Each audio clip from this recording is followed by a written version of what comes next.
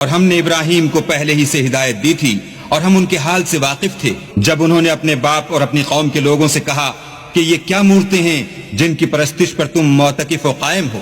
وہ کہنے لگے کہ ہم نے اپنے باپ دادا کو ان کی پرستش کرتے دیکھا ہے۔ ابراہیم نے کہا کہ تم بھی گمراہ ہو اور تمہارے باپ دادا بھی صریح گمراہی میں پڑے رہے۔ وہ بولے کیا تم ہمارے پاس واقعی حق لائے ہو یا ہم سے کھیل کی باتیں کرتے ہو؟ ابراہیم نے کہا نہیں، بلکہ تمہارا پروردگار آسمانوں اور زمین کا پروردگار ہے جس نے ان کو پیدا کیا ہے، اور میں اس بات کا گواہ اور اسی کا قائل ہوں۔ اور خدا کی قسم جب تم پیٹ پھیر کر چلے جاؤ گے تو میں تمہارے بتوں سے ایک چال چلوں گا۔ پھر ان کو توڑ کر ریزہ ریزہ کر دیا، مگر ایک بڑے بت کو نہ توڑا تاکہ وہ اس کی طرف رجوع کریں۔ کہنے لگے کہ ہمارے معبودوں کے ساتھ یہ معاملہ کس نے کیا؟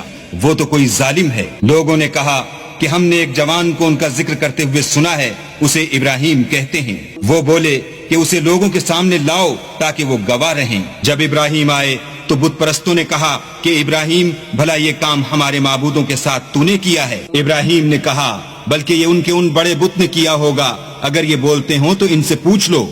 انہوں نے اپنے دل میں غور کیا تو آپس میں کہنے لگے بے شک تم ہی بے انصاف ہو۔ پھر شرمندہ ہو کر سر نیچا کر لیا۔